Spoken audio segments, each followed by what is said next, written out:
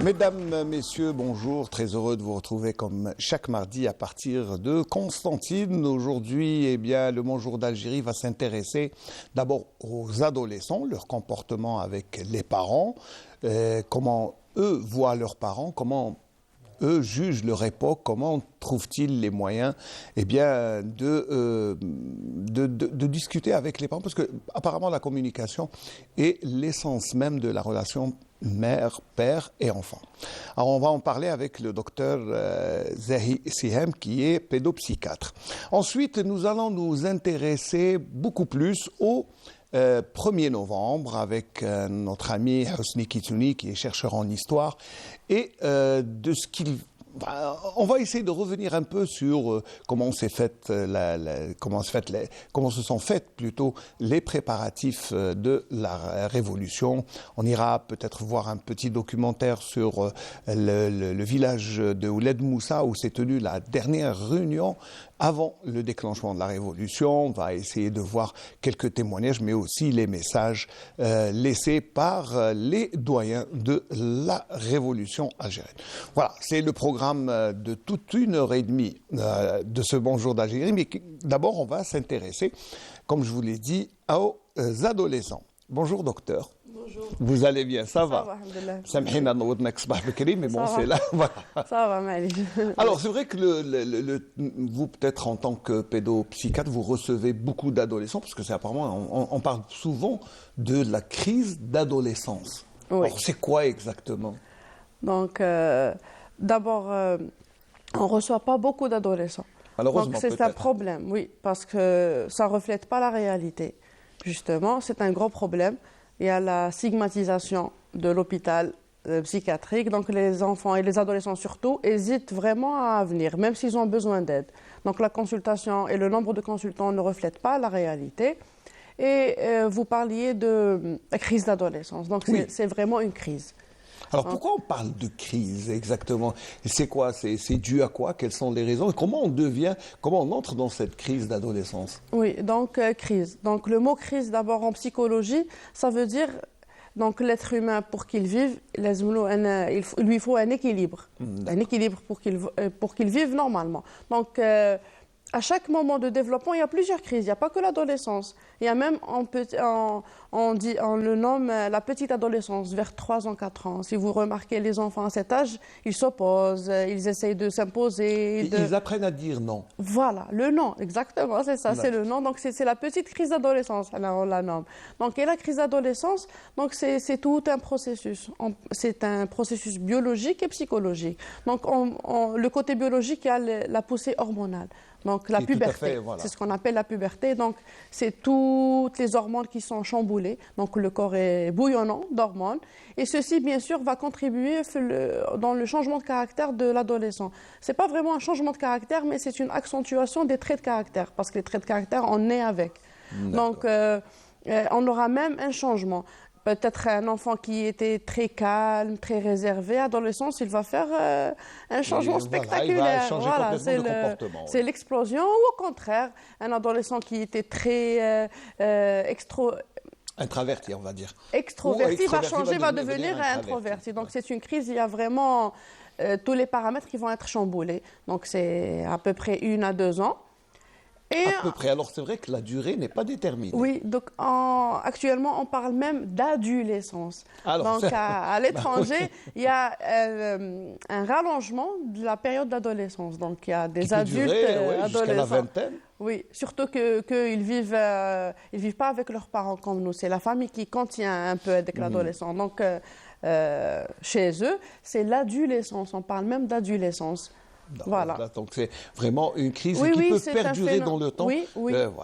Alors c'est vrai que là, enfin pas dire l'enfant parce que c'est la transformation de l'enfant en adulte. Le grand enfant. De grand enfant. Mais quand est-ce qu'on peut dire qu'un enfant est entré dans la crise d'adolescence? Quels sont les signes? Les signes biologiques, comme je vous ai dit, c'est les signes de la puberté. D'accord. Ça, c'est des signes biologiques dans la C'est les morphologie. caractères sexuels secondaires, les petits poils, les petites moustaches, le développement mammaire chez la fille, par exemple, l'explosion staturopondérale. Donc, si vous remarquez, surtout les garçons, on le voit en un été. Ils étaient petits, ils vont devenir grands. Voilà, donc c'est ça, c'est la poussée staturopondérale. Et sur le caractère, on remarque, les adolescents, ils sont déjà, irritables, ils disent non, ils refusent tout, ils refusent la communication. Vous avez parlé de communication. Donc, on le détecte généralement. Ça se voit et on le sent. Et c'est perceptible rapidement. On le voit, mais on ne le comprend pas. C'est ça le problème. Voilà. Alors, bon, peut-être que j'aimerais qu'on écoute ensemble quelques avis d'adolescents. Eux, comment ils voient... Ils perçoivent la chose. Comment ils perçoivent la chose, d'abord. Mais quelle relation ils ont avec le papa et la maman, parce que apparemment c'est très différent et c'est important. Écoutons ces propos recueillis par notre ami Rabh Lossif. عقليتي مع والدي نورمال ما يفهموني ما كانش اشكال ما بيني وبينهم يفهموني نورمال. ما تشوفش الناس ساعات مثلا كي تراجع يقولوا لك راجع بزاف وداك الضغط. انا كي شغل انا اللي ما نراجعش هما اللي كي شغل سما هما اللي عندهم الحق من الجهه هذه باسكو انا كي شغل ما نراجعش هما اللي يبقاو يقولوا لي عاود راجع في هذه عندهم الحق. هو صح نتايا كي تدخل للدار تلقى بابا كي مثلا باش يقول لك ما دخلت يقول لك واش بك وين كنت تدور.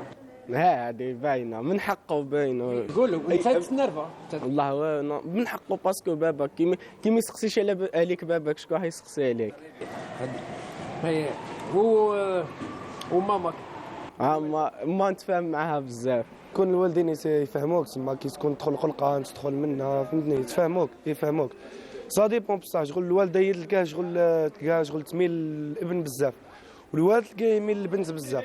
تما في حد كيكونوا تما في العائله كاين بنت وطفل الطفل تلقاه شغل يميل للام بزاف علاه تلقاه يشكيلها تما يكون قلقان يكون منها. هذه ما نقدرش نقول لك ما سمعش تما ما سمح تسديد الشعر تاع الاب شغل مش كيف شغل مالي قريبه ليا بزاف. وباباك يقول لك يهضر يقول مش ما يقولش بصح ما شويه كسر عليه بصح كي ينوض باباك يعيط. هاي باين هذيك وانت كيف تتعامل معاهم كي تقول لك امك كيف ترد عليها؟ باينه نسمع لهم الراي شغل ناخذ رايهم. الوالد ديما الوالد الاب تكلم بصح تعرف كيف توصل الميساج والاب ما يعرفش. اب شغل ناس بكري ما يقدرش يوصل لك الميساج تفهمو حتى تهضرك. مع الوالد ما تقدرش نتفاهموا شغل هو عنده تخمام زي فكره عليا زي والام عندها فكره زي. القريب ليا في الدار بابا الاب الكريم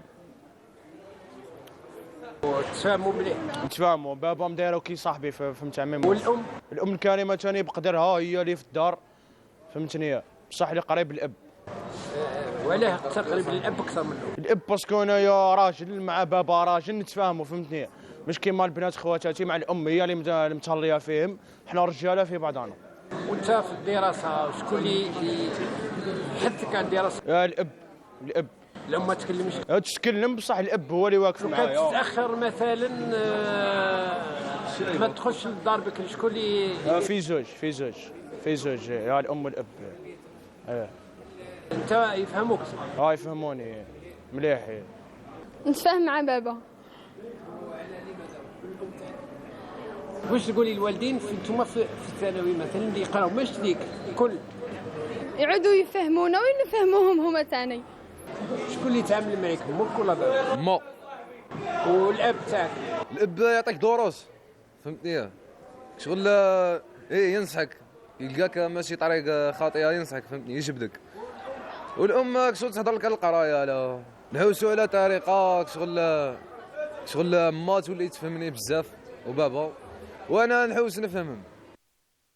Voilà, je crois que des avis divers et chacun a la situation. Mais déjà, quand on écoute comme ça, il y a des indices. Oui, hein? Il y a des indices de maturité, hein, là. Très bien, d'abord. Oui, on déjà. est devant des adolescents assez matures qui connaissent le problème, donc on propose des solutions et c'est très bien. Malheureusement, ce n'est pas le cas de tous les adolescents. Là, on va dire que c'est de bons adolescents. Oui. Parce qu'ils parlent de communication Voilà. avec les parents. Et ils ont une bonne communication, à ce qu'il paraît. Donc, le processus d'adolescence, la crise d'adolescence se passe plus ou moins bien. Donc, Là, on a vu aussi dans certains propos Oui. que, bon, lundi, je m'entends pas avec mon père, mais je m'entends avec ma mère. Oui. Ma mère est comme ça, mon père est comme ça. D'abord, là, ils définissent déjà une double Oui. relation, c'est-à-dire Exactement. avec le papa, elle est différente que celle de la maman. oui, c'est de façon innée, je dirais. Donc, la maman, généralement, la maman, c'est le côté affectif, le côté doux, le côté de sécurité. Le père, il est un peu autoritaire. Donc, il essaie de mettre les limites. C'est la logique des choses. Donc, la dynamique, disons, la plus saine pour une bonne communication, un bon développement des enfants, c'est que le père, il soit un peu, pas autoritaire dans le sens autoritaire, mais il faut qu'il qu'il soit mette ferme. voilà, strict, ferme. Comme Tarbina. Beaucoup. Et la maman, voilà, elle est un peu permissive et tout. C'est la norme. Mais bien sûr, chaque famille est différente. Hein. C'est vraiment, ces deux paramètres changent. Il y a une multitude de cas. Voilà. Voilà. Alors, malheureusement, on n'a eu qu'une seule fille, parce que les filles, Oui. elles sont un peu loquaces, elles ne parlent pas. Oui. Elles Sûr, elles elles sont disent. timides. Oui. Mais là, celle qui a parlé, elle a dit, moi, je m'entends bien avec mon père. Oui. Donc, je sais, en principe, vous connaissiez un peu l'Oedipe et Oui, c'est bon, les c'est filles le de complexe Monsieur d'Oedipe, Freud. bien Voilà, sûr. les filles, elles sont intéressées par le parent du sexe opposé. Donc, les filles préfèrent le père, s'entendent plus avec le père, et les garçons s'entendent plus avec la mère. Mais c'est pas vraiment une règle Absolue. absolue, Ouais. voilà. Donc, mais en général, les filles, on dit qu'elles s'entendent bien avec leur père.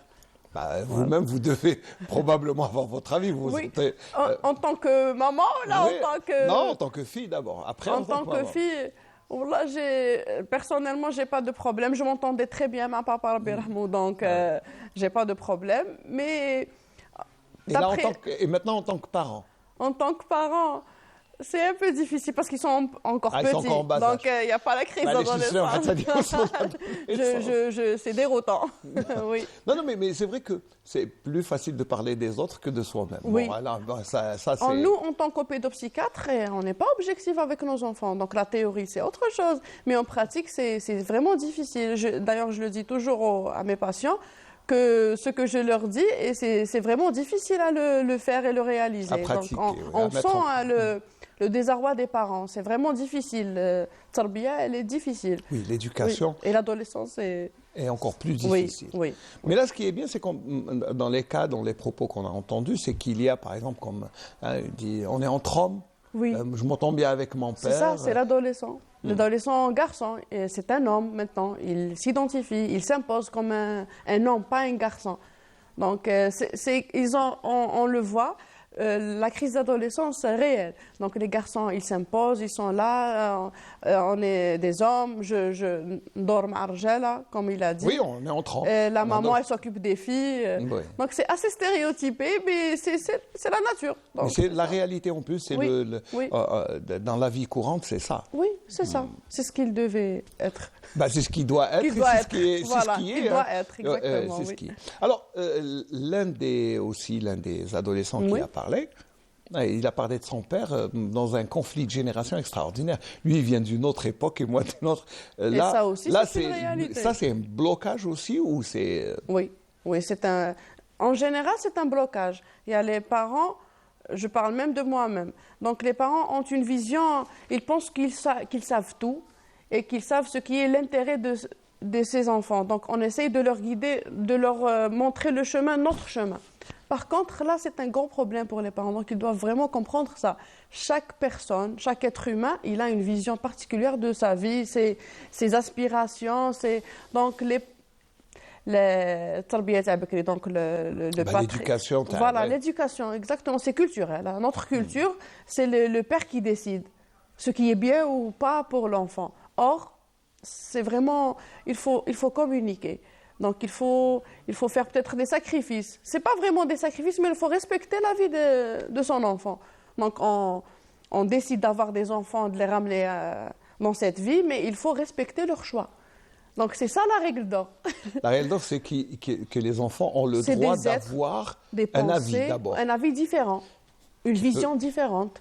On est là à leur guider, mais il faut respecter leur... Qui peut paraître bizarre parce que des fois, ils vous ils vous donnent des idées, des avis Oui. qui sont de leur époque que personnellement on ne comprend pas Oui. forcément rapidement. Ça a toujours été le cas. Donc, il y a vraiment on ne comprend pas. Chaque époque, elle a ses caractéristiques.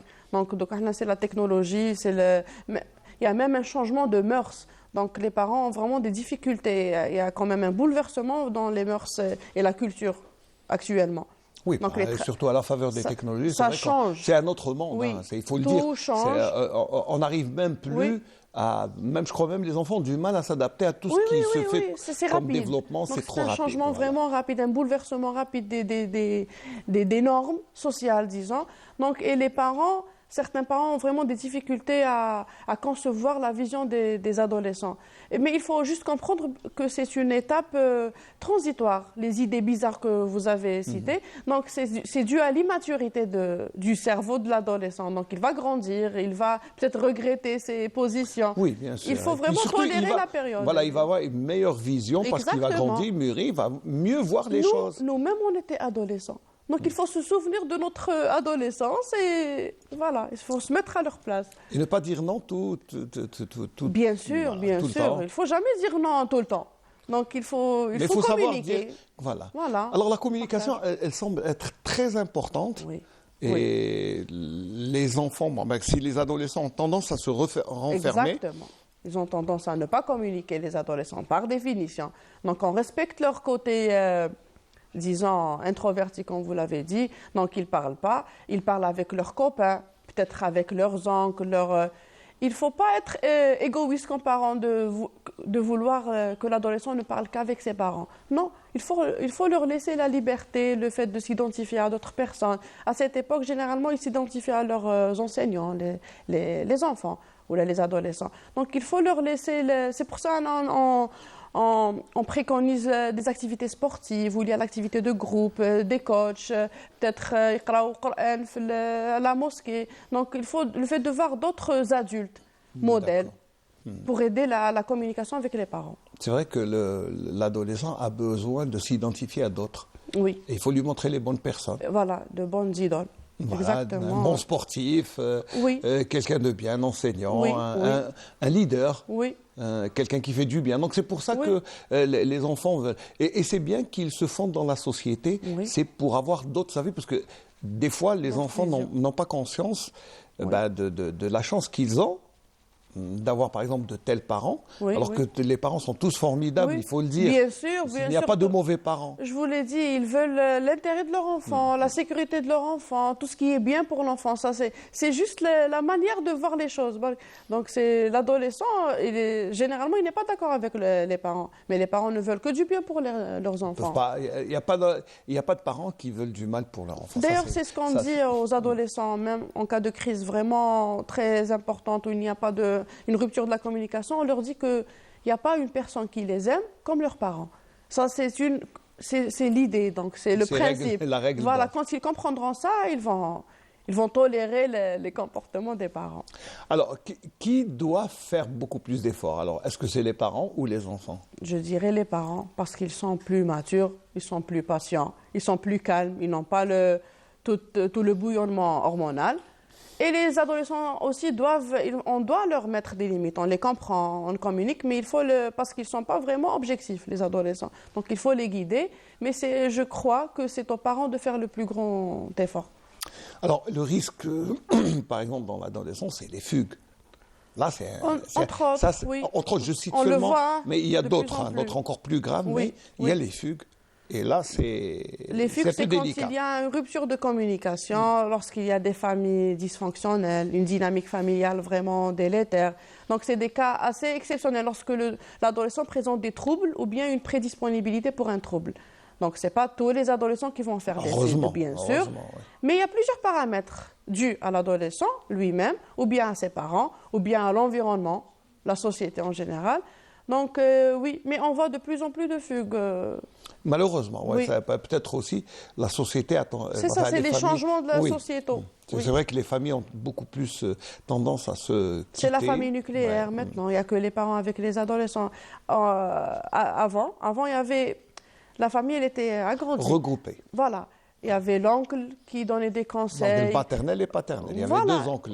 De deux côtés, les oncles, les grands-parents, donc toutes ces personnes aidaient au développement et à l'éducation de l'adolescent. Donc il se sentait en sécurité en fait.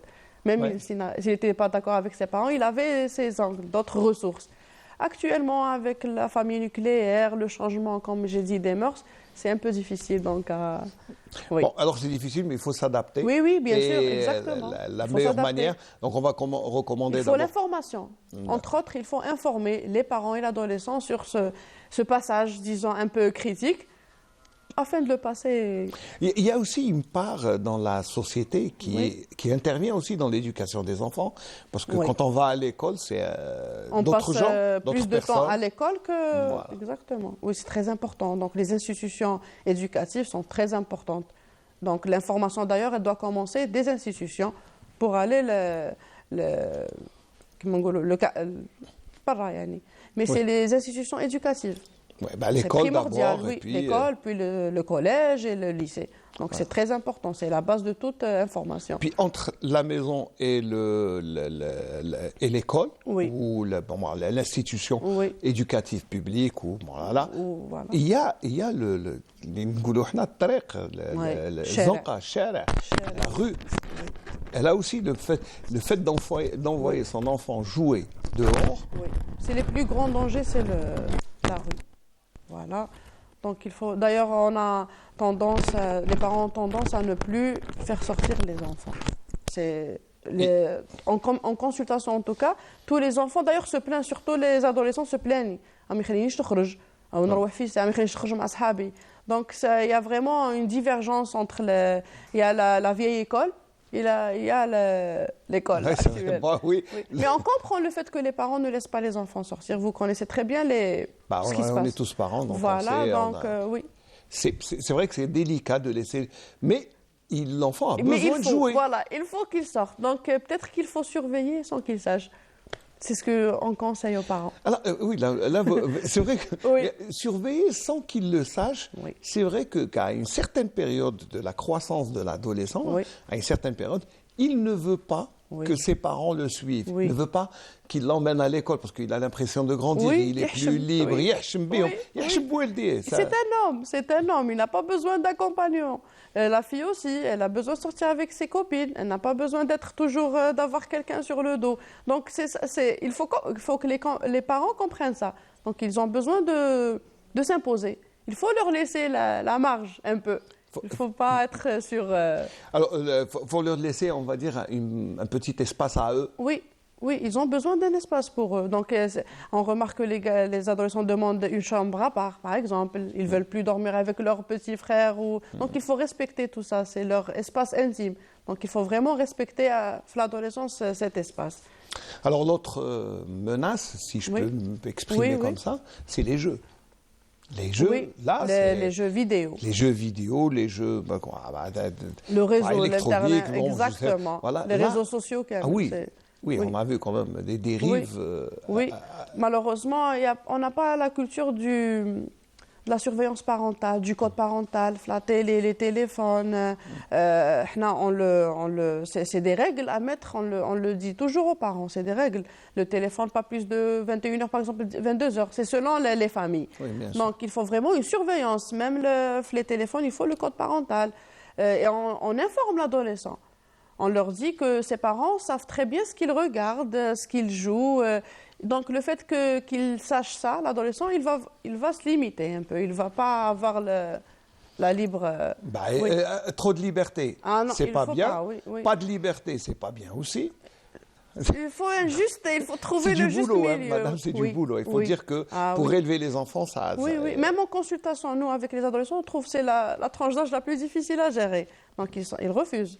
Ils refusent le contact peut-être. C'est vraiment difficile d'établir une bonne relation. Mais une fois que la relation de sécurité s'établit, tout va sur des roulettes. Voilà. C'est ce qu'on demande et c'est Oui. ce qu'on recherche. Oui. Alors, si on résume à peu près ce qu'on doit donner comme conseil, et pour les parents et pour les enfants, donc Oui. d'abord établir une communication, parce Oui. que ça, apparemment, c'est le plus important. C'est primordial, la communication, même si c'est difficile. Essayez d'établir une communication, pas établir une communication. Et il faut se mettre à la place de son enfant. Donc, il faut respecter ses choix, il faut leur laisser un espace d'expression de leurs émotions, de leur vision du monde. Et voilà, le plus grand effort, c'est les parents, je dirais. C'est aux parents, hein, c'est Oui. c'est aux Oui. parents de gérer la crise d'adolescence Oui. comme le... Enfin, Ils sont immatures, ils n'arrivent pas à se cerner et à gouverner leur comportement. Donc, on est là pour les guider. Voilà. donc vous recevez normalement les parents, pas seulement les enfants. Oui, en consultation, nous, on ne va jamais l'enfant seul ou l'adolescent seul. C'est toute la famille. Donc, c'est tout le système, on dit. Donc c'est pour ça que vous n'avez pas beaucoup de consultations pour les adolescents. Les Ce qui est adolescents, regrettable. Oui, c'est d'où l'importance de l'information. De l'information sur l'importance de consulter en cas de difficulté, de demander de l'aide de la part des adolescents. Donc tout ça, c'est les institutions, entre autres. Il faut vraiment que les institutions s'y mettent aussi pour aider ces adolescents. Les institutions, c'est les écoles. Voilà, les institutions éducatives, Voilà. écoles, collèges et lycées. Très bien. Est-ce qu'on peut terminer par d'autres recommandations? Voilà, par communiquer, par essayer de surveiller l'adolescent, mais sans qu'il le sache. Il faut se mettre, il faut s'imaginer être adolescent, donc il ne faut pas dire non à tout. Faut se souvenir Oui. de l'époque où nous-mêmes, parents, Comment étions adolescents. Bon, le c'est- ressenti de cette époque. Voilà, donc la crise des adolescents, généralement, ils sont en souffrance.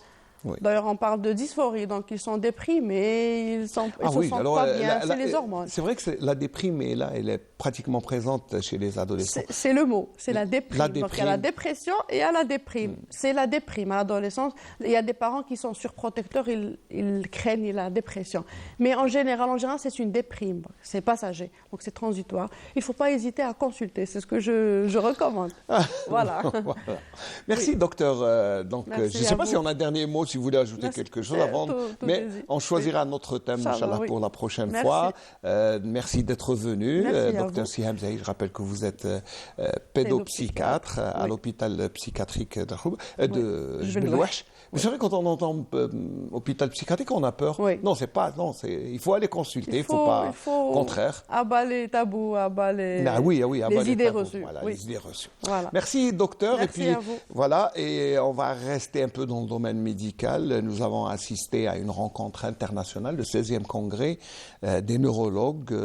Et bon, ce qui était intéressant, c'est que bon, ils ont tenu leur congrès scientifique, mais aussi ils ont tenu à soutenir nos frères palestiniens qui sont en train, de vivre des tragédies et la communauté scientifique, notamment les neurologues, ne voulait pas rester en reste. Alors ils ont fait leur congrès, mais aussi ils ont soutenu la Palestine.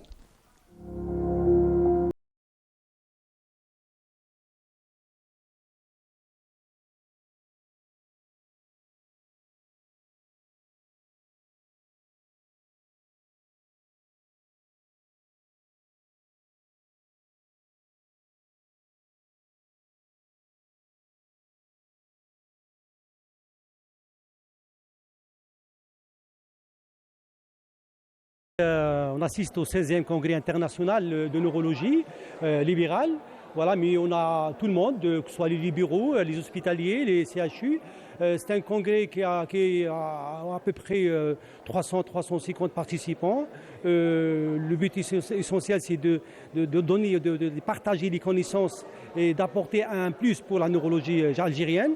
On a invité des éminents professeurs du pays, des étrangers, tout ça, pour parler des actualités diagnostiques et thérapeutiques en 2023. Ces communications sont destinées spécifiquement aux résidents. C'est dans le cadre aussi de la formation médicale continue et la formation du résident et du libéral également, afin d'améliorer les connaissances et la prise en charge du patient, parce que tout tourne autour du patient en définitive. C'est un congrès international qui permet la formation des neurologues, quel que soit leur âge, aussi bien dans le libéral que dans l'étatique, c'est-à-dire le public. Et ce congrès-là permet surtout l'actualisation de nos connaissances et permet donc une mise à jour sur toute la pathologie neurologique.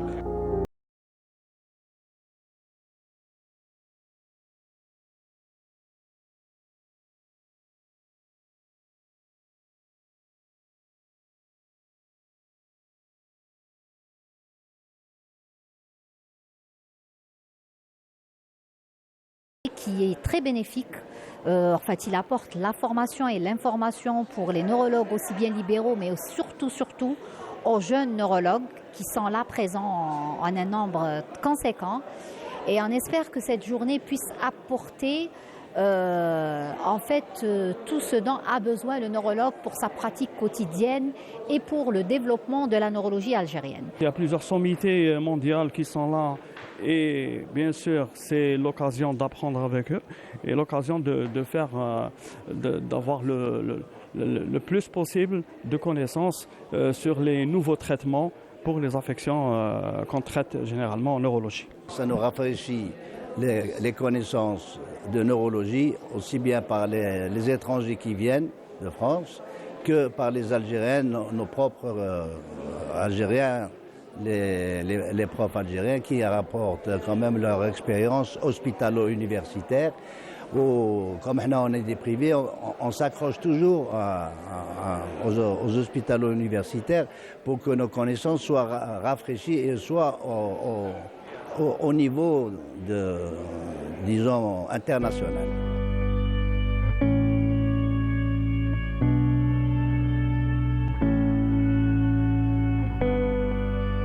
On a voulu dans cet événement scientifique apporter notre soutien à nos amis, à nos frères palestiniens, parce qu'on ne peut pas rester inerte devant telle situation.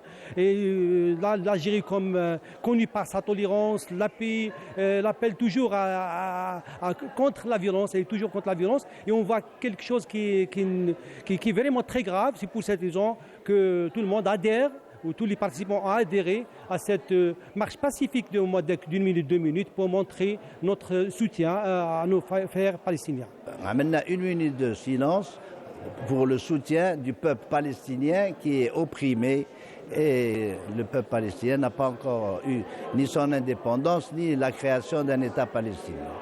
La communauté algérienne, des médecins algériens et surtout en particulier des neurologues algériens, nous soutenons nos frères palestiniens et en espérant une paix très proche, Inch'Allah. Nous avons fait une minute de silence en solidarité avec le peuple palestinien pour tout ce qui se passe actuellement. On est très touchés par ce qui se passe en Palestine, surtout pour ces massacres. On aimerait bien que ça s'arrête. Et on a toujours été solidaires avec la cause palestinienne et on le restera toujours.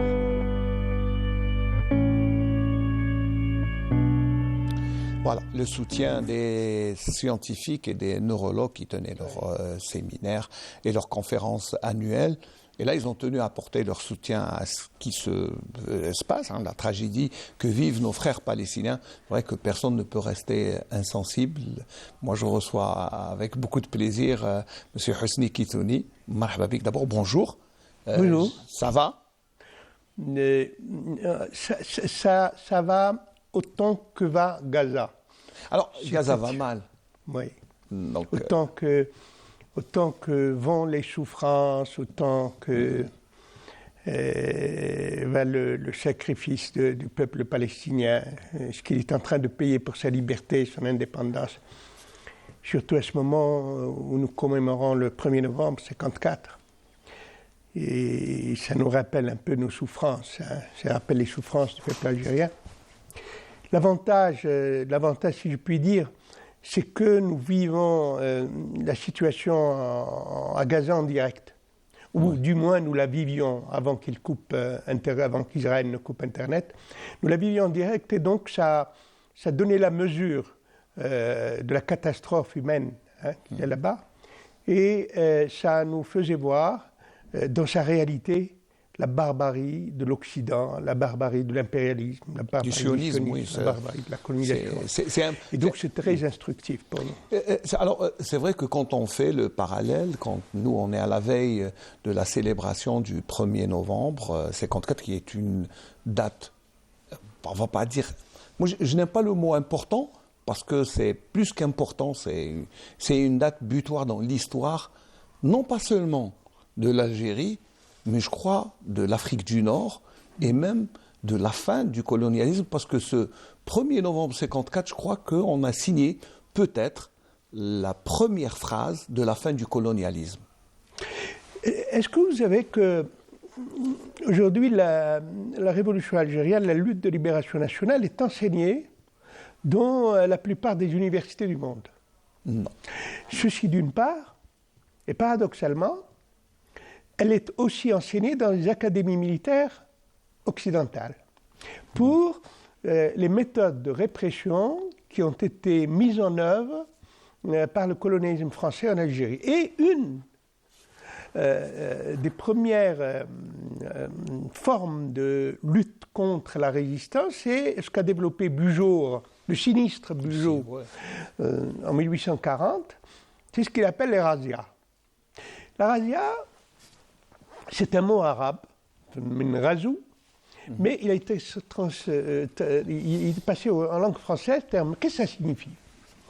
Ça signifie que les troupes françaises se mettent bien à pied, sans sac, quelques chevaux, et ils encerclent avant l'aube une tribu. Ils encerclent des différents côtés. Puis ils attaquent en masse. Attaquer les gens qui dorment encore.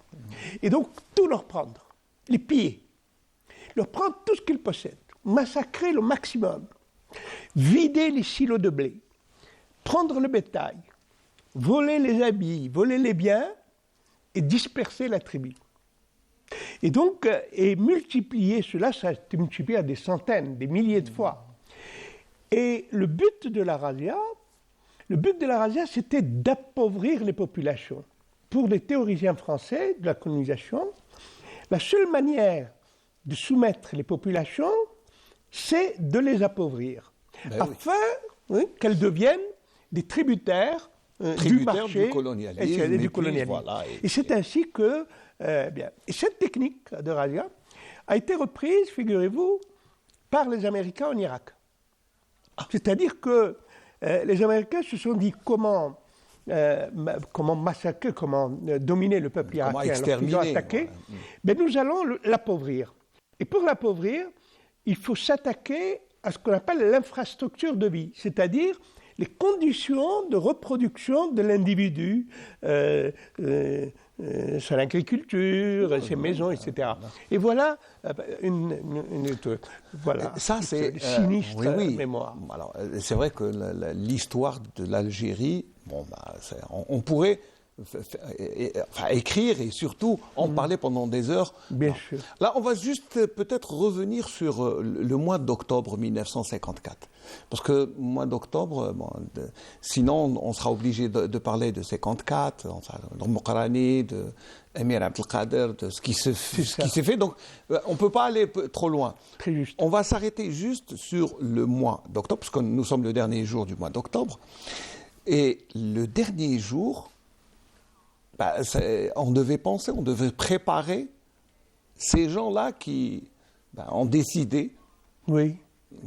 Je ne dirais pas après maintes réflexions, mais après avoir durement subi le colonialisme, ils ont décidé qu'il n'y avait plus aucun moyen, si ce n'est prendre les armes et aller faire sortir ce colon de son pays. Je crois qu'on n'a pas suffisamment pris la mesure de ce que représentaient les jeunes militants qui ont engagé la lutte de libération nationale. On a un petit peu héroïsé, ce qui est normal, ce qui est tout à fait naturel, mais on n'a pas étudié comment se fait-il que des jeunes âgés entre 24 et 35 ans, à peu près. Le plus âgé avait 28 ans, 29 ans, 30 ans. Non, il y avait même Boulef qui était un peu plus âgé. Dans la plupart. Et donc, ce groupe-là quand vous pensez qu'un des grands stratèges de la Révolution, ça a été Belouizdad, il avait 22 ans, 23 ans. C'était un stratège. Quand les gens parlent de Belouizdad, mais j'ai une amie de mon père qui m'en a parlé, parce que Belouizdad a passé une année à Constantine. Donc pour organiser les trucs. Quand il parlait de Belouizdad, il disait que c'était un petit jeune, tout maigrichon, parce qu'il était malade, il avait la tuberculose. Donc tout maigrichon, portant un costume rapiécé, rabougri, et qui vivait dans les bains, dans les petites chambres. Et il m'a dit, quand Belouizdad parle, c'était une bougie qui s'allumait, il s'enflammait, il se consumait dans sa parole. Il m'a dit, il avait une telle conviction et une telle capacité de convaincre que les gens ne sortaient jamais guéris, jamais indemnes de sa rencontre. Donc, moi je crois que les hommes se fabriquent non pas dans les écoles, ils se fabriquent dans la vie, ils se fabriquent par les circonstances. Et les circonstances absolument déterminantes qui ont fabriqué les gens de novembre, ça a été l'échec du mouvement nationaliste. L'échec du mouvement nationaliste, les partis politiques, donc nés à partir des jeunes Algériens début du siècle, début du 19 avec les Mirkhal, etc. Les partis, l'État français, le pouvoir français, est arrivé à les déstructurer profondément de l'intérieur, et ils ont perdu toute capacité de résistance, de lutte. Ils sont entrés dans le conformisme, dans l'électoralisme, etc. Et donc, en 1900, à partir de l'année 50, la crise des partis politiques, des jeunes Algériens, la plupart qui étaient militants de l'OS, oui, c'est des militants. Des militants de l'OS, se sont rendus compte que les Tunisiens bougeaient, les Marocains bougeaient, la France venait de se faire massacrer au Vietnam, les Américains développaient la théorie de la reconnaissance de l'indépendance et le droit des peuples à disposer d'eux-mêmes, la théorie de Wilson. En Russie, c'était tout le mouvement pro-indépendance, et donc le monde bougeait. C'est des circonstances qui ressemblent étrangement au moment que nous vivons aujourd'hui. Et donc ces jeunes se sont dit, écoutez, il y a eu la tragédie de 1945, tragédie terrible, qui a fait comprendre aux Algériens que la colonisation ne reculait devant rien. Et donc ils se sont dit, mais alors, on fait quoi là? C'est vrai. Pourquoi pas nous? Oui, alors pourquoi pas nous? Mais moi j'ai lu un très beau texte, votre texte. Je ne vais pas le lire parce qu'il est plein d'émotions. D'accord.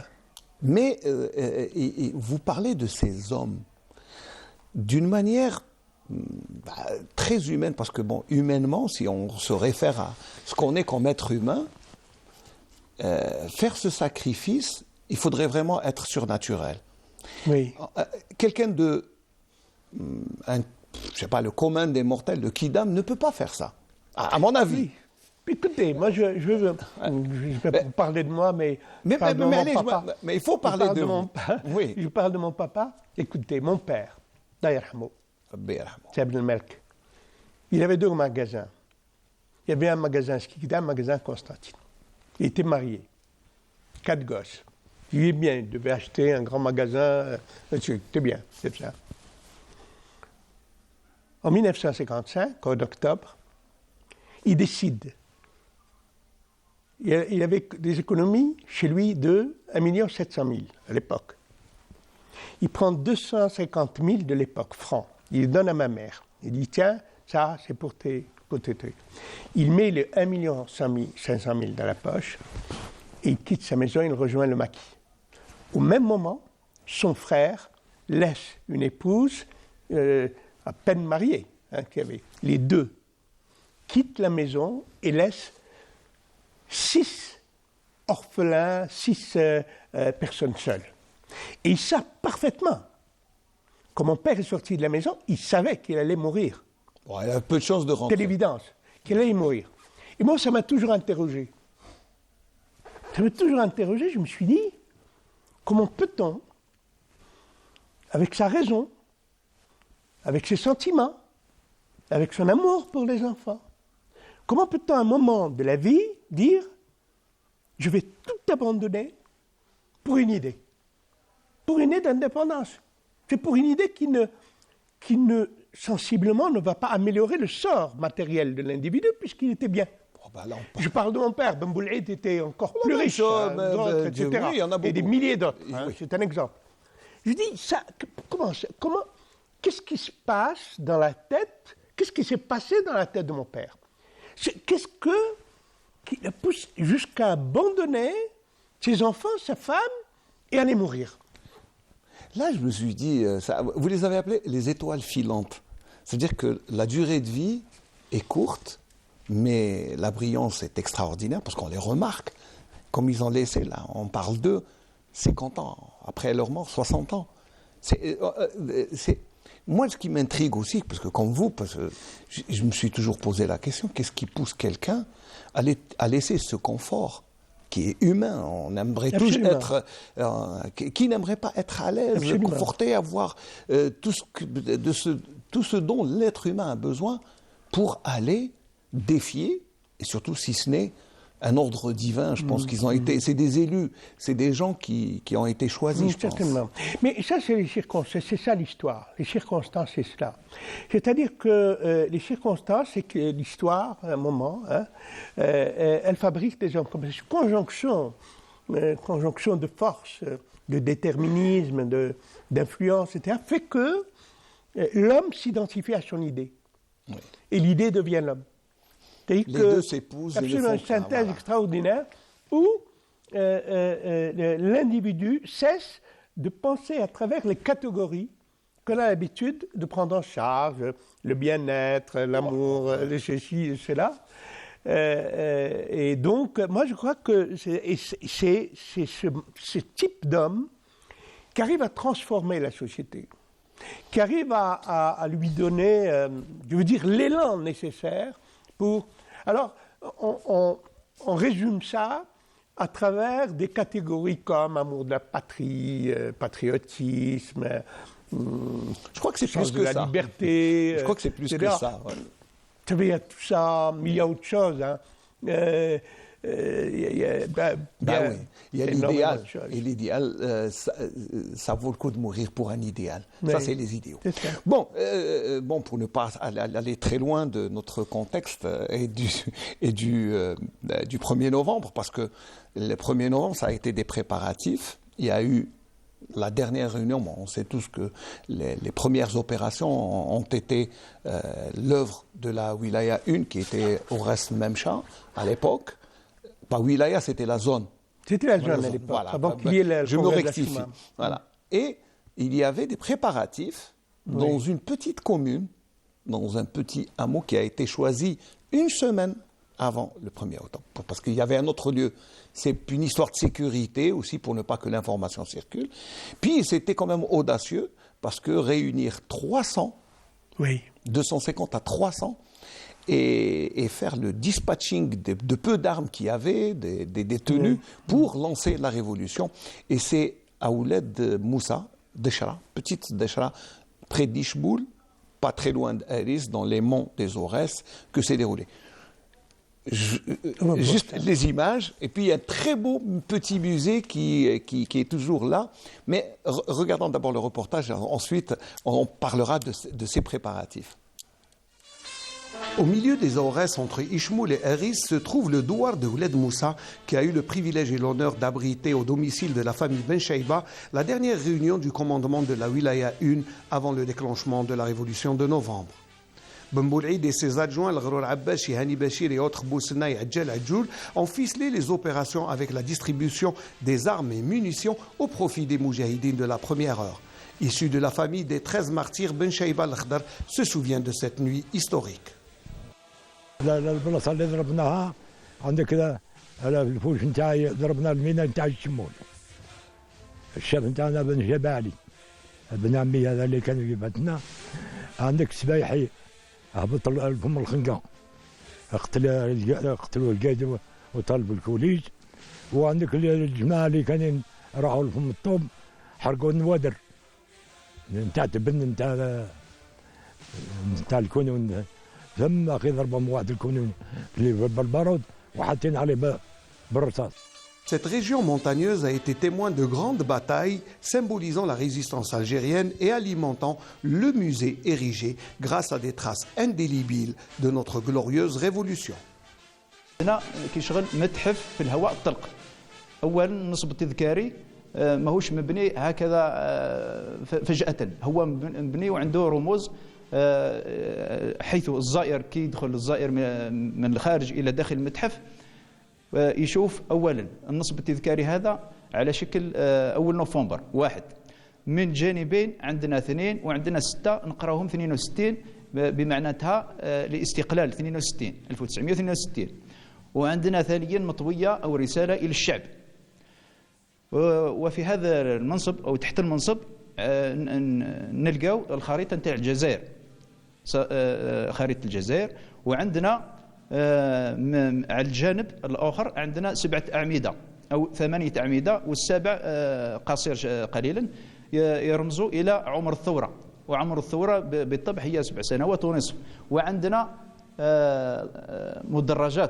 مدرجات فيها 54 درجه وهي ترمز الى 1954. والبنايه الرئيسيه للمتحف على شكل قبعه ديغول مرفوع عليها العلم الجزائري. Le musée de Ouled Moussa reste un endroit idéal pour redécouvrir l'histoire de notre glorieuse révolution.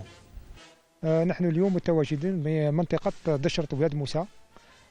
دشرة ولاد موسى المكان ديار الإخوة بن شيبة. هذا المكان التاريخي الذي تم فيه اجتماع ليلة 1 نوفمبر الشهيد مصطفى بن بولعيد مع 300 مجاهد أو أكثر، فقاموا بتوزيع السلاح وتقسيم الأفواج والانطلاق إلى المناطق المستهدفة في ليلة نوفمبر.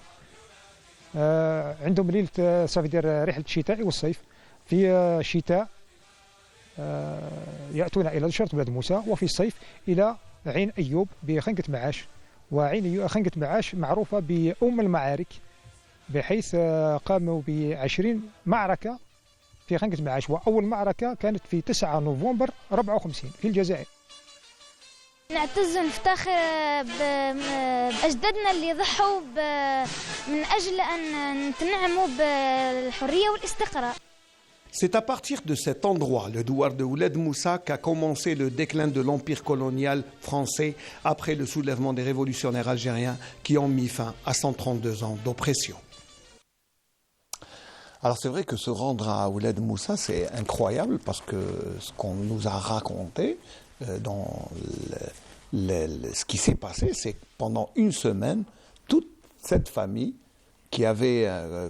comme l'expliquait dans le reportage, c'est qu'ils avaient une sorte de maison secondaire qu'ils ont mis à la disposition des moudjahidines, et dont le plus grand secret, comme c'est très loin, c'est dans un relief accidenté, bon, c'est loin des yeux, loin des regards, et c'était justement pour éviter que l'information circule. Et c'était important parce que le déclenchement, c'était... alors, ils se sont réunis pendant une semaine, à partir les troupes arrivaient pendant quelques jours, et après, bon, voilà. Donc c'est un lieu symbolique du déclenchement, et Ben Boul'id était là-bas. Le dernier, bon, les Ben Cheiba sont, je pense, au nombre de 7, 8, 9, je crois, qui ont survécu après l'indépendance, mais il ne reste qu'un. Le plus ancien, le doyen, Cheikh Al-Ulmi Rabbi Taoul fi Umrou, il a 103 ans. Et après, on écoutera un peu son témoignage. Bien mais sûr, là, alors, quand on regarde, là, c'est l'un des moments clés, puisqu'il y a eu des préparatifs, il y a eu. C'est pas. Alors, il nous a même donné des informations qu'il y avait des armes qui étaient usées, parce que ça faisait longtemps. Bien sûr. Ça faisait longtemps qu'ils ramenaient des armes et qu'ils les cachaient. Certains n'étaient pas utilisables, donc ils ont dû les jeter. Donc ça veut dire que c'est pas un fait, c'est pas une décision fortuite. Ça a été préparé pendant plusieurs années, je pense. Mais vous savez, il y a une permanence chez le peuple algérien, chez les Algériens. De 1830 à... Oui, il n'y a pas eu 2-3 ans de paix. Chaque fois, il y a une tribu se révolte par là, prend ses armes, etc.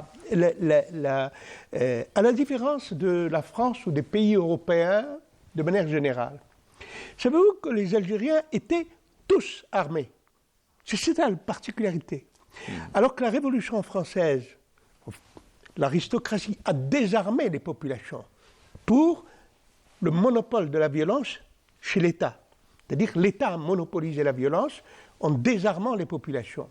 En Algérie, chaque homme avait son arme. Et il avait son cheval et son arme. La symbolique de la masculinité, si tu n'as pas une arme, tu ne peux pas défendre ta femme. Oui. Ça, c'est la famille. Oui. Tu peux pas défendre la famille.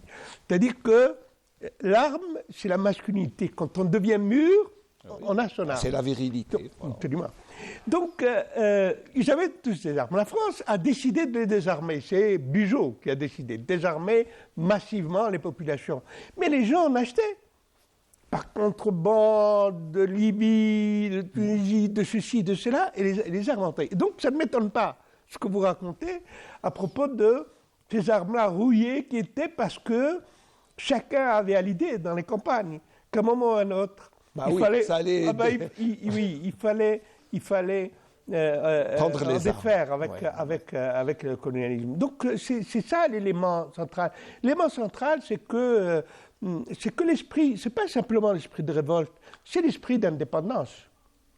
C'est l'esprit d'indépendance. Et donc, les gens ne comprenaient pas que les partis politiques les engouffrent dans un électoralisme défaitiste, sans résultat, compromettant, etc., avec les Français, alors qu'il fallait en découdre. Il fallait à tout prix en découdre. Donc ça ne se mettait pas. Et c'est magnifique, ce que j'ai vu le documentaire, c'est absolument magnifique.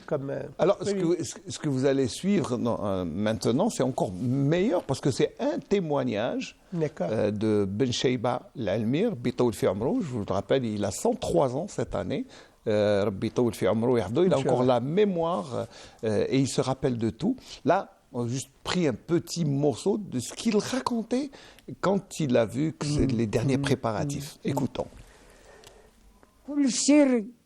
ايوه الغاشي يدخل في الليل لا واحد يشوفهم غير صحابهم برك اللي يجيبوهم يدخلوا الماكله والشراب ويطويوا السلاح والكرتوش ونظموا حوالهم وفرقوا هذاك السلاح اللي ما عندوش عطاولوا السلاح والكرتوش وكلش كان لباس كان ليكوداس هذاك تاع الالمان واحد ليكوداس هذاك ما لا منظمين على الاخر ليله الاثنين ليله 54 ليله الاثنين 12 نتاع الليل تفرقوا 3 كمين هزوا الغاشي منا لباتنا وفرقوا الاخرين يروحوا للعامل نتاعهم. Voilà. Donc là, il raconte, c'est des bribes d'une longue interview puisée dans une émission que nous avons diffusée sur Canal Algérie il y a 2 ans déjà, sur le déclenchement du 1er novembre et les préparatifs à Ouled Moussa. Et là, on a pris, juste parce qu'il a dit, c'est dans le plus grand secret, et la nuit, et puis il nous rappelle le jour, c'était un lundi. Donc voilà, toutes les préparatifs, et là c'est important de dire aussi que ce qui s'est fait, et surtout la logistique, l'aide de la population, parce que sans la population, c'est... Absolument. Voilà. Absolument. Là, vous touchez un aspect extrêmement important. Je pense que depuis l'indépendance, on a écrit l'histoire de manière à construire l'État. C'est-à-dire que l'histoire est mise au service de la construction de la nation, de la construction de l'État, un État normalement hiérarchisé, tout à fait normal, etc., héroïsant, etc. Et on a oublié un aspect décisif, important, extrêmement important, qui est le rôle des populations et surtout comment la révolution a été prise en charge de manière quotidienne par le bas. Vous savez, pour faire une opération militaire, il faut prendre les armes et aller faire une embuscade. Mais ce qu'il y a derrière ça, la logistique, tout ce qui vient avant, c'est-à-dire nourrir, faire le guet, protéger aussi, transporter le courrier, protéger, laver, etc. Ça, c'était les populations. Et ils le faisaient de manière tellement forte que ça donnait du courage et de l'amplitude aux révolutionnaires, aux militants, etc. Et donc c'est cet aspect-là, pour ma part, que je considère absolument décisif, c'est comment finalement la résistance algérienne a réussi grâce à la contribution décisive des populations, des simples gens, des limites, et des témoignages comme ça sont importants. Il faut multiplier, montrer aux gens que militer, se sacrifier, combattre, lutter, ce n'est pas les grandes choses, c'est des très petites choses. Quand on fait bien son travail à la base, quand on aide son ami, quand on contribue à la société par des gestes minuscules, c'est cela qui construit les grandes œuvres. Les grandes œuvres, ça ne se construit pas par des héros. Ça se construit par en bas, par partir des choses simples de la vie. Hein? Et quand on les fait bien, quand on les fait avec passion et détermination, c'est ça, la synergie qui se crée entre les différentes initiatives permet effectivement de faire marcher la grande machine, la grande machine de petites pièces. Et on oublie, on voit la machine marcher, le train, mais on oublie que derrière tout ça, qu'est-ce qu'il a fait marcher c'est le peuple. C'est le peuple, c'est les le populations. Peuple qui a donné, ça, sans une assise populaire, parce que même ces gens-là, moi je vais les appeler, je ne sais même plus comment les appeler, parce que martyr, shahid, moudjahid, les mots ne suffisent plus pour qualifier ce qu'ils ont fait. Mais là, il faut dire aussi qu'ils avaient besoin, comme vous disiez tout à l'heure, c'est une conjoncture favorable. Et on a parlé d'abord de la décision que l'on prend avec soi-même, parce que c'est important. C'est une décision d'abord individuelle. Après la mettre dans un groupe, parce que faire marcher, ne pas seulement se nourrir de son idée, mais la faire partager. Là, c'est la communication, puisque, comme vous le disiez, Belouizdad, chétif, malade, mais quand il parlait, il était convaincant. Et il n'était pas le seul, donc il fallait aussi porter la voix de l'Algérie indépendante et convaincre les peuples de se soulever. Là, il y a eu un travail de communication extraordinaire. Je ne sais pas si on le valorise, est-ce qu'on l'écrit beaucoup maintenant? Oui. Avant d'arriver à l'aspect communication qui est effectivement décisif, je crois que le génie des gens du 1er novembre, des jeunes du 1er novembre, ça a été de porter la révolution dans la campagne, chez les paysans. C'est ça la force. La force de la révolution algérienne, c'est ça. C'est la jonction entre les jeunes citadins et les campagnes. Et dans les campagnes, ce n'est pas simplement une population, mais c'est aussi une capacité de lutte qui n'existe pas dans la ville.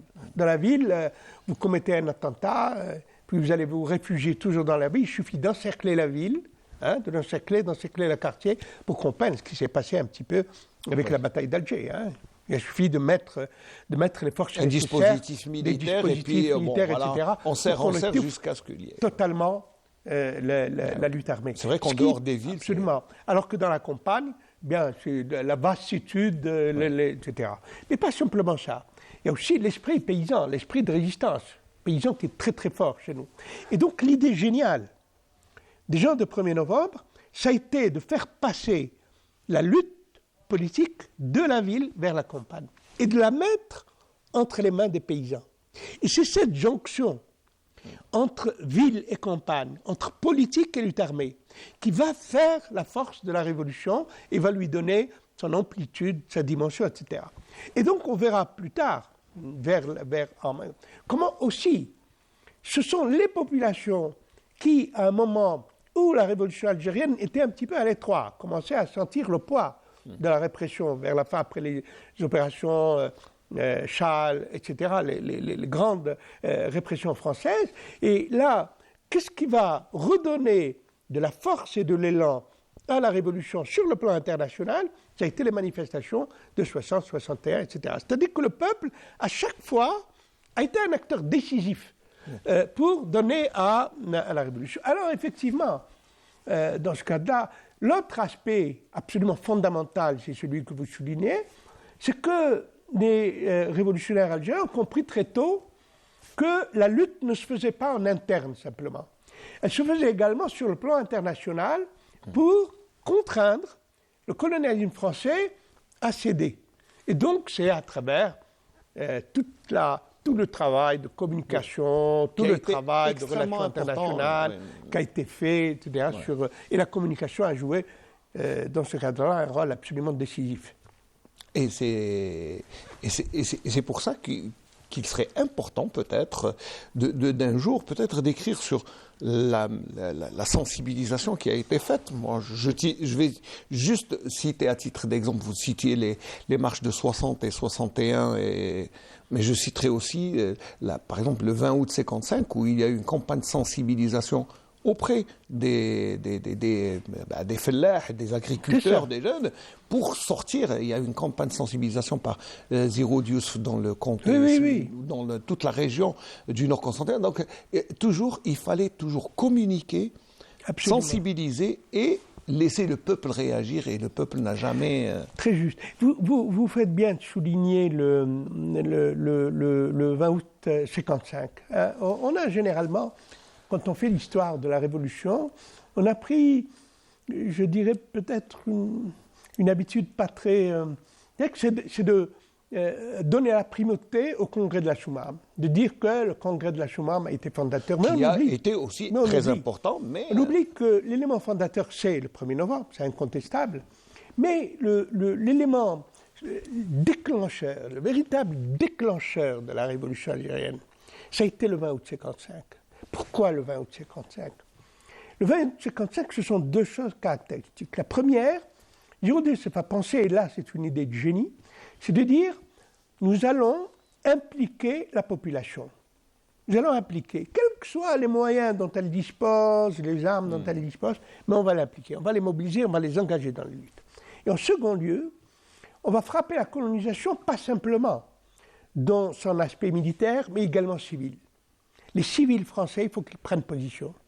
Et donc, l'insurrection de 55 s'est attaquée, les paysans sont entrés en révolte. D'abord au grand jour. Oui. Pas comme au mois de novembre, c'était la nuit. Oui, là, c'est le grand jour. C'est le jour. Ils ont attaqué des fermes coloniales, ils ont attaqué des trucs.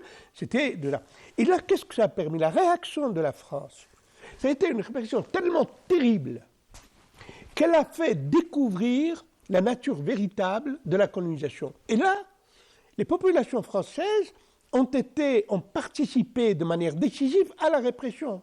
C'est-à-dire, le sang, une ligne sanglante, a coupé les populations françaises des populations algériennes, et c'est à partir de là que les militants des différents partis politiques ont commencé à prendre conscience que le moment était venu pour rompre avec la politique de poids de mesure, avec leur tergiversation, etc., et à s'engager, ce qui a facilité la tâche au Congrès de la Choumam pour ramener un petit peu, rassembler. Même si les milices des civils, c'était pas une première en 55.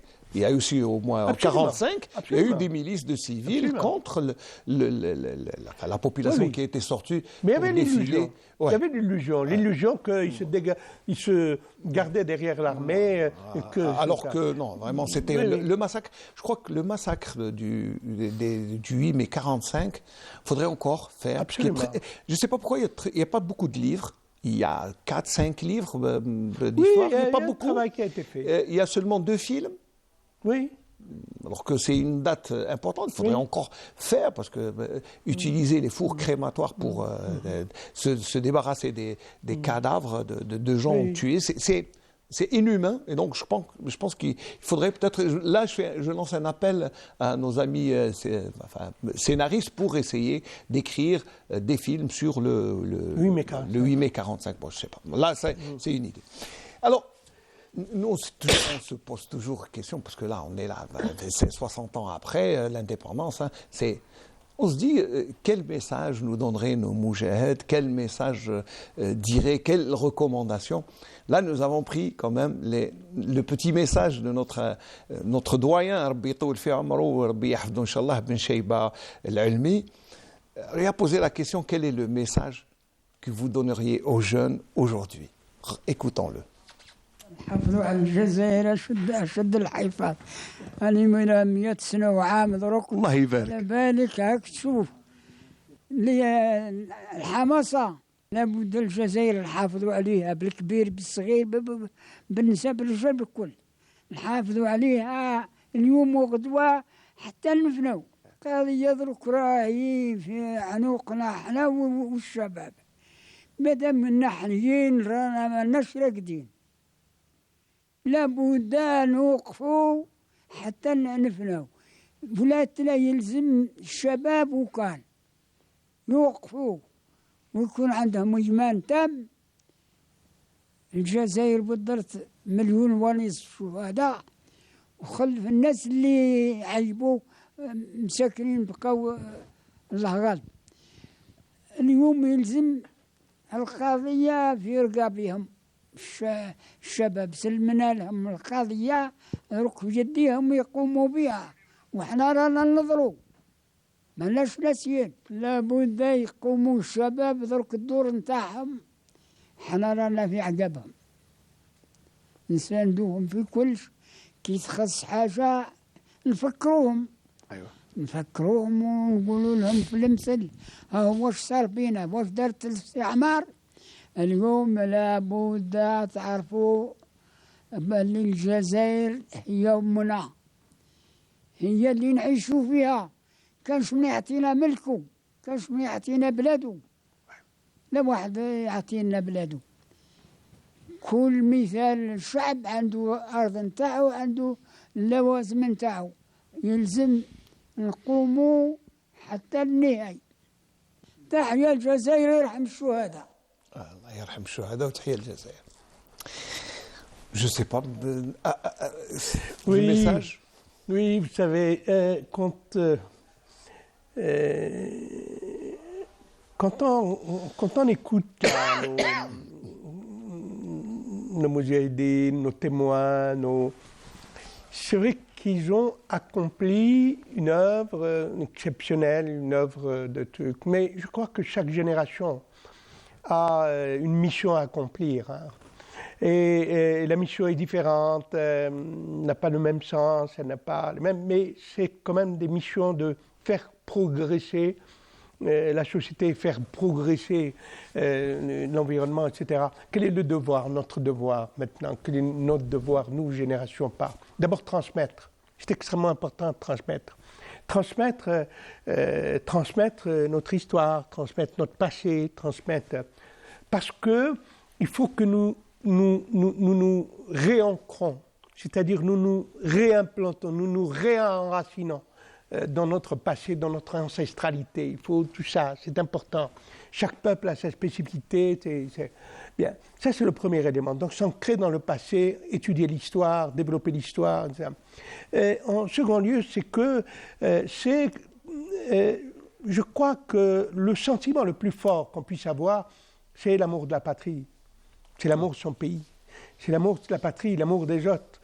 Et de ce point de vue-là, il y a l'école, il y a la télévision, il y a les médias de manière générale, qui ont une mission exemplaire à jouer dedans. Mais pour ma part, je considère que l'Algérie, ce n'est pas simplement novembre 54. C'est vrai que novembre 54, c'est grandiose, c'est fondateur, c'est extraordinaire. C'est ce qui nous a donné, ce qui nous a rendu au monde. Je dis toujours ça. Le 1er novembre nous a rendu notre présence au monde. Mais l'Algérie, vous savez, c'est une longue épopée de lutte, de combat, de sacrifice. Tellement c'est jalonné de belles choses, de magnifiques choses dans notre histoire qu'on ne doit pas évacuer aussi qu'on doit aussi prendre en compte. Parce que ce je qui s'est dis fait avant très novembre, simple. c'est ce Oui, qui est... absolument. Ouais, Vous savez, je dis toujours ça, l'Algérie est un des pays au monde qui a gardé ses frontières identiques à l'Est et à l'Ouest depuis 4000 ans, 3000 ans, depuis au moins Massinissa. Alors tous les pays, la France est constituée par petits morceaux. La France a fini sa territorialité, c'est-à-dire est devenue une nation avec son territoire vers 1945. L'Algérie n'a pas changé de frontière depuis 3000 ans. Il y a eu les invasions des Romains, des Tuchis, des Byzantins, des Vandales, et c'est resté le même pays. C'est que l'Algérie, il a la peau dure. Et alors, il est là. La question qu'il faut se poser historiquement, et ça c'est extrêmement important, comment se fait-il que malgré les bouleversements qu'on a connus, l'Algérie n'a jamais été coupée? Jamais ne sait tel morceau a été pris par tel groupe de confédération, tel morceau a été pris, et que des États, des petits États, se soient constitués à l'intérieur de cet énorme espace. Eh bien, il est resté intact. Et là, ça veut dire quoi? Ça veut dire qu'il y a une réalité historique que rien ne peut casser. L'Algérie est une réalité historique que ni Flin, ni Flitzen, ni Ammar, ni Bourgeois que personne ne peut remettre en cause. Ne peut jamais en dire parce que ça tient à quelque chose qui dépasse l'individu et la collectivité. C'est un lien intrinsèque entre un peuple et un territoire.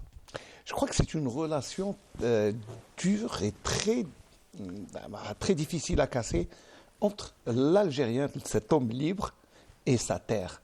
C'est vrai. Il a une relation fusionnelle. Je pense qu'il se baigne avec sa terre qu'il ne veut jamais lâcher et qu'il ne lâchera jamais. Bien sûr. L'Algérien est fait comme ça. Bien sûr. Alors, c'est vrai qu'il faudrait peut-être, à mon sens, écrire encore l'histoire, mais sous d'autres formes. La montrer peut-être. Aujourd'hui, nous avons le cinéma, qui est très important, les films, les documentaires. Le cinéma pourrait jouer un rôle très important pour véhiculer justement cette image de l'Algérien et de sa relation avec sa terre, sa patrie, son engagement, son dévouement, son sacrifice. Il a toujours combattu au prix de son sang. Absolument. Mais il est toujours là et l'Algérien est toujours fier d'être là dans son pays. Je raconte une petite anecdote. Ouais. Il y avait les années 1840-45, dans une région du Dahra, ils ont massacré la population, Dahra, tout disparaît. Les Anfimanes, Darou, etc.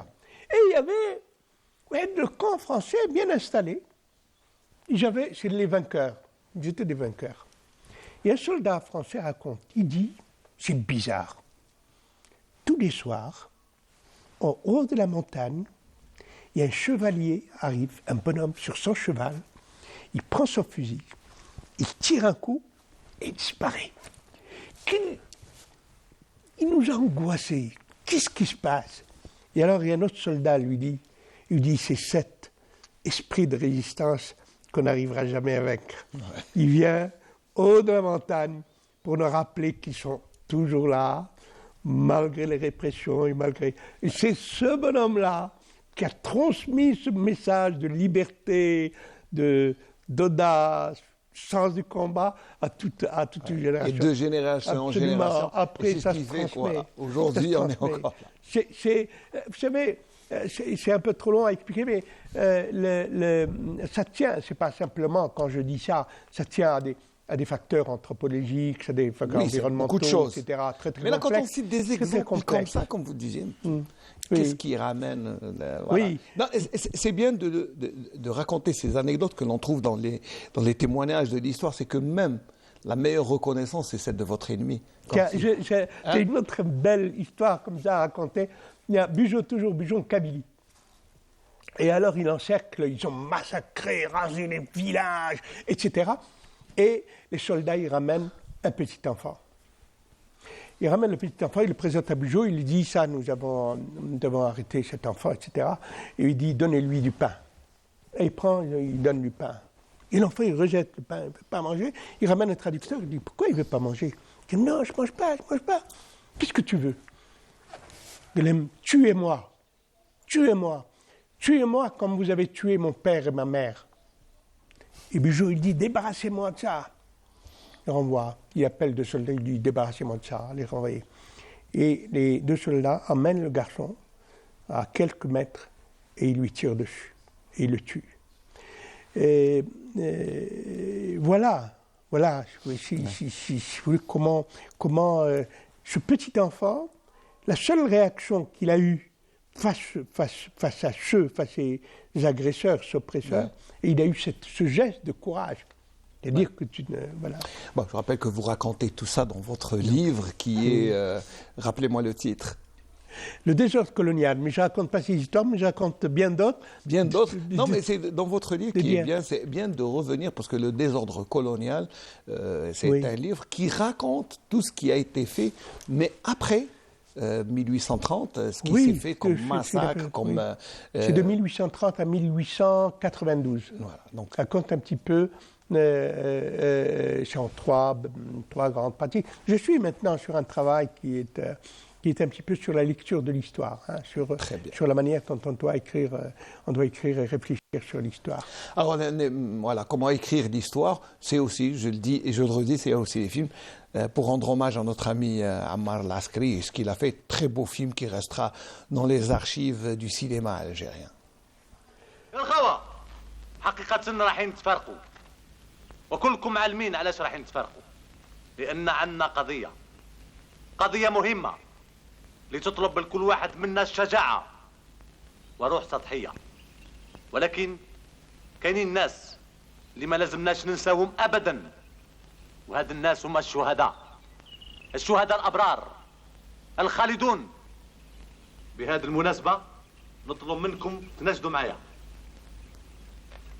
1 2 إخواني لا تنسوا شهداءكم من ضحوا لحياة البلاد 1 2 إخواني لا تنسوا شهداءكم من ضحوا لحياة البلاد 1 2 بالدموع والدماء أرضوا تراكم حب الأهل والصحبة مع الأولاد 1 2 صوتهم من القبور يناديكم اسمعوا لهذا الصوت يا عباد 1 2 الاتحاد عنواننا تضحية شعارنا حرية غايتنا يحيى الوطن 1 2 للوطن نبيع كل انفسنا لا نرضى بمعيشة الهوان 1 2 الاتحاد عنواننا تضحية شعارنا حرية غايتنا يحيى الوطن. Voilà. C'est magnifique. Hein. Ça, moi, j'adore. On n'en guérit pas. C'est bouleversant. C'est absolument bouleversant. Puis, alors, d'un point de vue cinéma, c'est un très beau film qui raconte vraiment... C'est une réussite. C'est vraiment une réussite. Voilà. Il faut dire que l'Askari est un ancien moudjahid. Je me rappelle quand il était venu pour... faire son film. Moi, j'étais en tournage avec Sidani Mazif sur un film sur noir. On était à Luanza. On avait tourné à Luanza. Et l'Askari était venu pour sélectionner ses comédiens. Et il a pris Benzrari, Habbati, était Nems. Bien, le petit Nems. Oui. L'acteur Nems, vous savez ce qu'il faisait à Luanza? C'était un vendeur d'eau. Ah, d'accord. Oui, c'était un vendeur d'eau parce qu'il n'y avait pas d'eau à Luanza. C'est très rare. Et Luanza, c'est 2 villages, c'est le village arabe et le village français, et le village arabe, où il y avait, c'était des gourbilles, des trucs, il n'y avait pas d'eau. Et c'était vraiment, on l'appelait Nems. Et il a pris l'Askari, l'a pris dans son film, il a pris Benzraïd, aussi,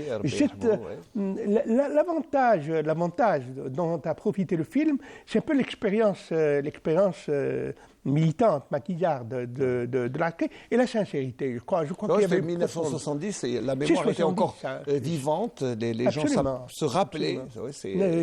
Et donc, je trouve que c'est l'un des films qui rend le mieux le combat révolutionnaire, l'engagement, le militantisme et la vie des maquisards. Je crois que on a perdu un peu le sens de la réalité, de la vérité. Vous savez, les plus beaux apprentissages, les plus belles académies, les plus belles leçons, on les apprend auprès des populations. Oui. Il faut prendre des populations, il faut revenir aux populations, il faut revenir aux gens simples, aux gens d'en bas, aux travailleurs, aux paysans, aux simples gens. C'est auprès d'eux qu'on apprend la vie. C'est auprès d'eux, près des gens qui se lèvent à 4 heures pour aller bêcher son jardin, pour aller faire ses labours. C'est cela la vie. Voilà. C'est cela la vie. Et c'est cela qui transforme les réalités, etc. Et puis qui nous rendent notre dignité d'une certaine façon. C'est par leur travail, leur simplicité.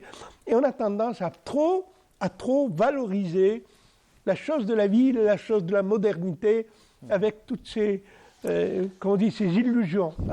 Revenons, vous voulez dire, revenons à notre âme, à notre essence, à notre naturel, c'est la terre. Absolument. Revenons à la campagne, et c'est là où l'on tire vraiment... C'est ça l'enracinement. L'enracinement, c'est quand vous voyez un petit peu comment la relation du paysan à la terre, la relation du paysan à l'environnement, c'est absolument essentiel. Il doit préserver son environnement qui est la condition de sa vie. La ville doit détruire l'environnement pour vivre. C'est ça. Oui, le citadin détruit pour construire. C'est ça. Le paysan, non, il préserve pour vivre et continuer. Il est obligé de préserver son environnement. Il est obligé de préserver ses arbres, son eau, sa terre, etc., pour pouvoir vivre. Et je crois que ce qui est le drame, le grand drame, c'est cette coupure entre l'environnement et le mode de vie citadin très consommateur, très gaspilleur, très m'as-tu vu, très imposant. M'as-tu vu, bon. Mais ça nous éloigne du 1er novembre, mais on y est presque. Alors on termine juste une petite conclusion, parce que là il nous reste 2 petites minutes. Je ne sais pas comment on va conclure, mais je laisse le soin à mon aîné de conclure sur cette formidable date qui est le 1er novembre, c'est demain, et je ne sais pas, c'est à vous de conclure. Je conclue d'abord par vous remercier. Moi c'est un devoir. Pour le travail que vous faites, pour la persévérance avec laquelle vous essayez de faire vivre tout ce qui est Constantine, tout ce qui est vie de Constantine, tout ce qui est...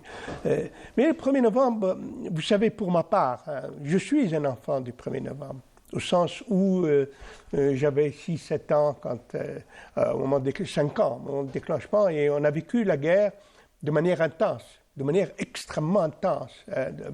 Quand je dis vivre la guerre de manière intense, c'est ne pas vivre, c'est être... Je vous raconte une scène très courte. On habitait une maison, notre maison, et à côté, donc il y avait un vasistas. Et l'armée française venait chaque soir contrôler si mon papa revenait à la maison.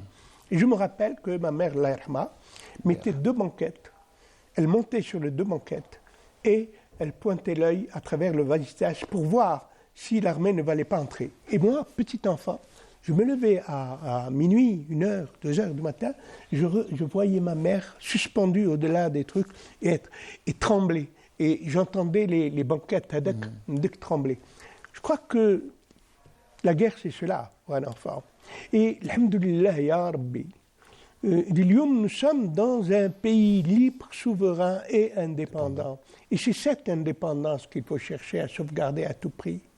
C'est cette capacité du peuple et de la nation à pouvoir résister dans le mouvement général de transformation et de bouleversement qu'il y a aujourd'hui sur le plan international. Et l'image la plus parlante, la plus fulgurante, c'est ce qui se passe aujourd'hui à Gaza. Et il faut faire le lien entre ce qui se passe à Gaza et les souffrances que nous avons eues en tant que peuple algérien. Notre solidarité à l'égard de la Palestine doit être absolument essentielle, parce que là-bas souffre un peuple parce qu'il est colonisé. Et le colonialisme est la chose la plus horrible qui puisse arriver à l'humanité. Et c'est pour ça que tout le peuple algérien est solidaire par essence, pas par devoir. Absolument. C'est un devoir naturellement et spontanément. Je pense que tout le peuple est avec Reza. On va terminer sur cette note pour montrer, réitérer, souligner notre soutien indéfectible. Il n'y a rien à dire à nos amis, à nos frères de Reza qui souffrent actuellement. Inch'Allah Rabbi faraja alayhum. Je vais remercier toute l'équipe, je vais vous remercier, c'est toujours un plaisir de vous recevoir. J'espère qu'on aura d'autres occasions, M. Hosni Kitouli. Je remercie Noufel Chaïtaï, toute l'équipe qui nous aura permis de passer ensemble toute cette matinée. On va se quitter juste par revenir sur l'extrait parce qu'il est très beau, la patrouille à l'est de Ammar al-Askari avec cette belle chanson « Ikhwani la tansaw shuhada », nous n'oublierons jamais. Au revoir. وكلكم عالمين علاش راح نتفرقوا لأن عندنا قضية مهمة لتطلب من كل واحد منا الشجاعة وروح سطحية ولكن كاينين ناس اللي ما لازمناش ننساهم أبدا وهاد الناس هم الشهداء الأبرار الخالدون بهذه المناسبة نطلب منكم تناشدوا معايا حد اثنين إخواني لا تنسوا شهداءكم من ضحوا لحياة البلاد حد مين إخواني لا تنسوا شهداءكم من ضحوا لحياة البلاد حد مين بالدموع والدماء أرض تراكم حب الأهل والصحبة مع الأولاد